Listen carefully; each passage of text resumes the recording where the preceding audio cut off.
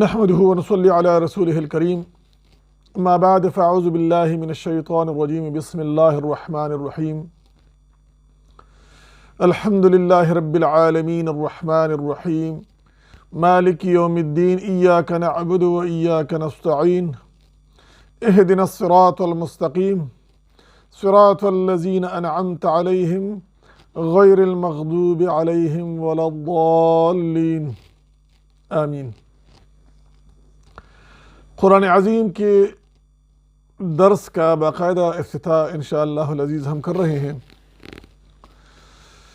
اس کی آج پہلی صورت اور ابتدائی درس ہے۔ قرآن عظیم کے سب سے پہلی صورت وہ سورہ فاتحہ ہے جو قرآن عظیم کی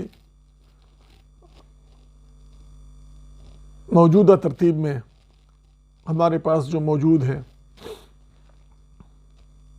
ترتیب نزولی الگ ہے۔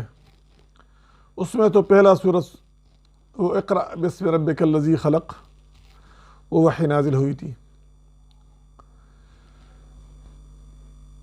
جبکہ جو موجودہ صورت میں ہمارے پاس موجود ہے اس میں سورہ فاتحہ قرآن عظیم کی پہلی صورت ہے۔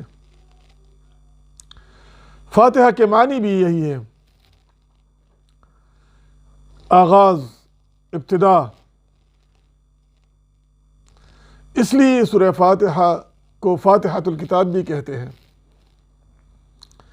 یہ مکی صورت ہے، 7 آیتوں پر مشتمل ہے اور 1 رکوع ہے۔ احادیث مبارک میں اس کے اور بھی متعدد نام آئے ہیں۔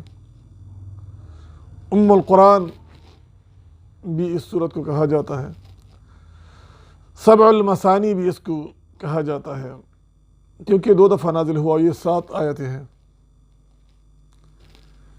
اس لیے 7 المثانی۔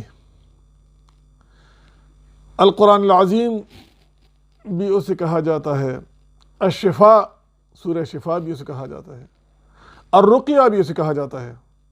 اور اس کا حوالہ وہ ہے کہ ایک دفعہ صحیح بخاری کتاب الاجارہ میں بھی ہے اس کا ذکر، اور صحیح مسلم کتاب السلام باب جواز الاجرہ کے ذیل میں یہ حدیث مبارک موجود ہے کہ ایک صحابی رضی اللہ عنہ نے بچھو کے ڈسے ہوئے انسان کو اس صورت پر دم کیا تھا اور اسے آرام آیا تھا، اور رسول پاک صلی اللہ علیہ وسلم نے پھر اس صحابی سے پوچھا تھا کہ آپ کو کیسے پتہ چلا اس صورت میں شفا ہے؟ تو اس کو شفا بھی کہتے ہیں اور اس کو رقیہ بھی کہتے ہیں، دم۔ اس کا ایک نام الصلاۃ بھی ہے، جس کا ذکر حدیث مبارک میں آیا ہے، صحیح مسلم میں کتاب الصلاۃ میں آیا ہے اس کا ذکر، کہ رب ذوالجلال فرماتے ہیں کہ میں نے صلاۃ کو اپنے اور بندے کے درمیان تقسیم کیا ہے۔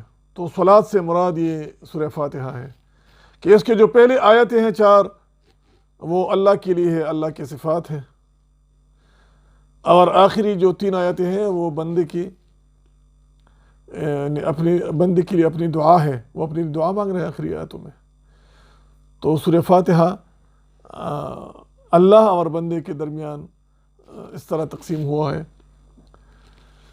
چونکہ اللہ نے اس کا نام صلاۃ رکھا ہے تو اس کو حدیث میں اور بھی ذکر اس کی آئی ہے کہ یہ نماز کے لیے بھی ضروری ہے تو قرآن عظیم کی صورت، لیکن یہ نماز کا جز بن گیا ہے اس کے بعد۔ اور صحیح بخاری شریف میں، صحیح مسلم کتاب الصلاۃ میں ذکر ہے، لا صلاۃ لمن لم یقرأ بفاتحۃ الکتاب، جس نے سورہ فاتحہ نہیں پڑھا اس کا نماز نہیں ہوتا۔ تو یہ باقاعدہ نماز کا ایک حصہ بن چکا ہے اس کے بعد۔ اس لیے ہر مومن مسلمان جب نماز پڑھتے ہیں تو وہ باقاعدہ سورہ فاتحہ ہر ایک رکعت میں پڑھتے ہیں، اور اس کے بعد پھر اس کے ساتھ ایک اور صورت ملاتے ہیں، لیکن سورہ فاتحہ لازمی پڑھتے ہیں، سورہ فاتحہ کے بغیر نماز نہیں ہوتا۔ وآخر الدعوانا ان الحمد للہ رب العالمین۔